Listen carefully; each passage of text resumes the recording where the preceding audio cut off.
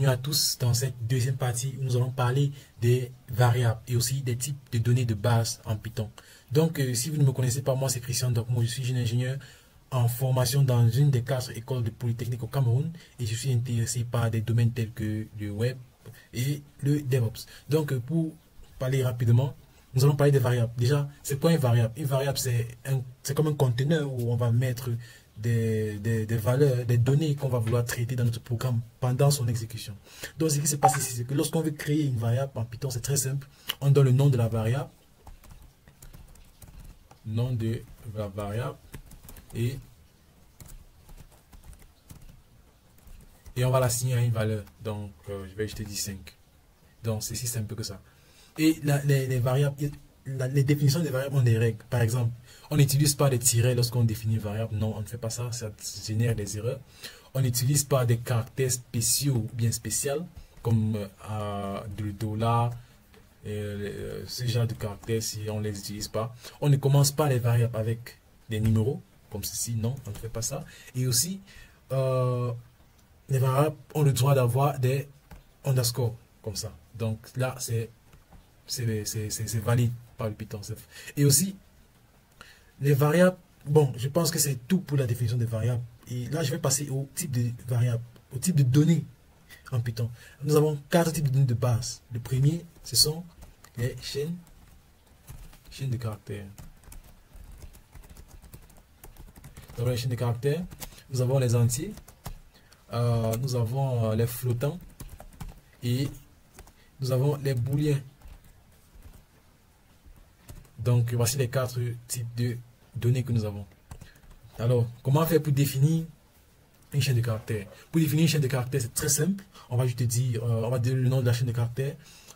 Pour ce nom, je vais dire non, peut-être non, oui, non. Et là, je vais dire Golden Brain Tech. N'est-ce pas? Ok, ça c'est le nom. Donc ça, c'est une chaîne de caractères, comme vous pouvez le remarquer ici. Ça, c'est une chaîne de caractères.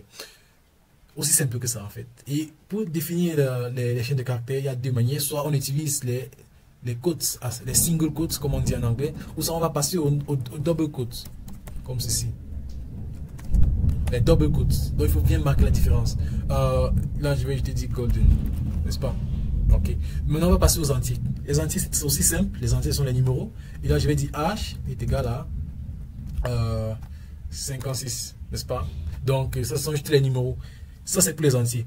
Pour les flottants, c'est aussi simple. En fait, les flottants, ce sont des numéros avec des virgules. Donc, on va dire peut-être taille, ici, est égal à 54,80. OK? Bon, 80, 90, OK. Et ça, ce sont les flottants. Maintenant, on va parler des booléens. Les booléens, ce sont des types de données qui ont deux valeurs. Une valeur vraie ou une valeur fausse. Une valeur true ou une valeur fausse. Une valeur 1 ou une valeur 0. N'est-ce pas? Et pour ce faire, on va peut-être dire est connecté. N'est-ce pas? Et là, on va dire true. Donc là, nous sommes connectés. Nous sommes connectés à l'Internet, nous sommes connectés à cette vidéo, nous sommes en train de suivre. On va aussi dire peut-être est déconnecté. Et on va la mettre égale à false. Donc nous ne sommes pas déconnectés, n'est-ce pas? C'est un peu ça le rôle que jouent les booléens. Ils nous permettent de faire les choix. Est-ce que c'est vrai ou est-ce que c'est faux? Donc c'est ça pour les types de données, les types de données de base. Donc permettez-moi, nous allons écrire un petit programme qui permet de récupérer l'âge de quelqu'un et le multiplier par 3. Ça sera très simple. Et pour ce faire, on va utiliser deux fonctions. Déjà la fonction print que nous avons déjà eu à utiliser précédemment dans la vidéo précédente, et on va ajouter une nouvelle fonction à notre librairie aussi qui est la fonction input, n'est-ce pas? Cette fonction input va nous permettre de entrer les valeurs dans notre code pour pouvoir être exécuté, pouvoir être traité, n'est-ce pas? Dans ce cas-ci, l'âge que nous allons entrer, ce sera la valeur à traiter. Donc, déjà nous allons commencer par faire un petit print et on va dire bienvenue sur notre programme, n'est-ce pas? Et là, je vais passer à la ligne suivante. Je vais dire âge est égal à input est égal à input. Et là, je vais dire entrer votre âge, n'est-ce pas? Entrez votre âge. Donc, j'ai fait une erreur. OK. Et là, je vais prendre cet âge et le multiplier par 3. Et je vais maintenant dire nouvelle valeur est égal à âge est égal âge fois 3. Et là, je vais utiliser encore un print pour afficher cette valeur. Je vais dire nouvelle valeur est égal à print nouvelle valeur. On va juste afficher cette nouvelle valeur. Et là, on va exécuter ce programme. Donc, je vais déjà nettoyer mon terminal. Je vais dire clair. Et là, je vais faire un petit Python. Python hello.py. Donc, on va voir ici que les premières parties du programme sont bien exécutées. Nous avons hello, je suis un développeur. Hello, bienvenue sur Golden.tech et laissez des likes et commentez, abonnez-vous. Ensuite, nous avons entrez votre âge que nous avons écrit à ce niveau-ci. Vous voyez, le code ne va pas jusqu'à la fin, mais le code attend que j'entre une valeur. Et à ce niveau-ci, nous allons entrer la valeur 5. Et là, nous voyons, nous avons 5, 5, 5. En fait, qu'est-ce qui se passe à ce niveau-ci? Ce qui se passe, c'est que j'ai fait cette erreur sciemment pour pouvoir vous expliquer quelque chose de très pertinent. Lorsque vous entrez le input, la valeur qui est retenue par ce input est de type string, comme c'est ici. String en anglais veut dire chaîne de caractères. Et pour vous montrer ça, je vais copier ceci, n'est-ce pas? Je vais créer une nouvelle ligne et là, je vais dire print et je vais dire type. Là, je vais utiliser la fonction type pour vous montrer le type de âge lorsque âge est récupéré. Vous allez voir que c'est un type string. Donc, je vais créer cette fonction, je vais encore écrire 5 et là, vous allez voir, on a un type de... C'est une classe de type string, n'est-ce pas? OK? Donc, ce qu'il faut faire, c'est qu'il faut qu'on convertisse ce string en un entier. En un entier qui sera être capable de d'être multiplié par 3. Parce que à ce niveau-ci, nous essayons de multiplier une chaîne de caractères qui est 5, une chaîne de caractères 5 fois 5, n'est-ce pas? Ou bien fois 3, ok, c'est fois 3. Donc, et la réponse, qu'est-ce que ça nous donne? Ça nous donne 5, 5, 5, qui est aussi une chaîne de caractères, comme ceci, n'est-ce pas? Donc, c'est un calcul pas mathématique, n'est-ce pas? Donc, ce que nous allons faire, c'est que nous allons utiliser une nouvelle fonction que je vais introduire ici, appelée la fonction int, qui va nous permettre de convertir les chaînes de caractères en entier. Donc, pour ce faire, je vais juste créer une nouvelle ligne, et là, je vais dire int âge, comme ceci. Maintenant, nous sommes sûrs que la variable âge contient quoi? Elle contient un entier. Donc, on va encore exécuter ce code-ci. On va dire hello.py et on va dire 5. On a encore 5, 5, 5. Ok. Qu'est-ce qui n'a pas marché? Ok. Ce qui se passe ici, c'est que ici, je dis int sur âge.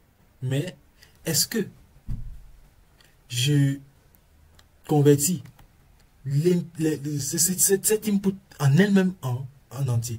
Donc, je vais plutôt ajouter int à ce niveau, et je vais dire int ici, et je vais juste supprimer cette ligne ici, n'est-ce pas? Et donc je vais encore réexécuter le code, et là je vais entrer 5. Vous voyez, maintenant le code marche super bien. On a ici, on a entré 5, on voit bien que la classe ici maintenant c'est int pour dire que c'est un entier, comme on l'a si bien défini ici en haut, on a parlé des entiers, n'est-ce pas? Et maintenant on voit bien que on a plus 5 qui est une chaîne de caractères fois 3, on a plutôt 5 fois 3 qui nous retourne 15. Et 15, c'est un entier, n'est-ce pas? Donc, nous venons à la fin de cette vidéo où nous avons parlé de la définition des variables. Je vous ai dit qu'on ne doit pas utiliser les caractères spéciaux. Une variable ne doit pas commencer par un nombre. Et aussi, les variables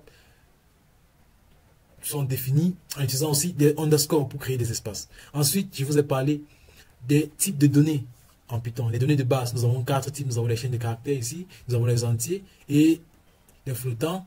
Et pour finir, nous avons les booléens. Bon, je vais vous aussi parler de 3 fonctions à ce niveau-ci. Nous avons la fonction print, nous avons la fonction input, nous avons la fonction int. Oui, print, input et int. Ok. Je vais vous donner un petit cadeau. Il y a un petit bonus à la fin. Je vais convertir une variable int une variable string. Comment faire ça? Il y a une fonction appelée string, comme celle-ci, qui est un peu l'inverse de int. Son travail, c'est de convertir les entiers en chaîne de caractères. Donc, nous savons très bien que la variable h, actuellement, c'est une chaîne de caractères, n'est-ce pas? Ce qu'on va faire, c'est qu'on va encore encapsuler tout ceci. On va encore encapsuler tout ça dans un string, dans la nouvelle fonction que je viens d'expliquer. Et là, on va encore regarder le type à ce niveau-ci. Donc, je vais encore exécuter ce programme. 5. Et vous voyez, là, on est repassé au 5. Donc, c'était juste ça, le petit bonus. Et comme devoir que nous allons corriger dans la prochaine vidéo, j'aimerais que vous réalisez un programme qui permet de entrer le nom de la personne, d'une personne, en fait, juste récupérer le nom. Ensuite, vous pourrez récupérer le prénom en utilisant les inputs. Après le prénom, vous pourrez prendre l'âge, vous pourrez prendre la taille de cet utilisateur qui est en train d'utiliser votre programme. Vous pourrez prendre son niveau d'études. Vous pouvez prendre son niveau d'études. Et l'objectif ici, c'est de créer une carte d'identité. N'est-ce pas? Donc, nous allons corriger ce devoir dans la prochaine vidéo. Donc, on se voit dans la prochaine vidéo. Merci.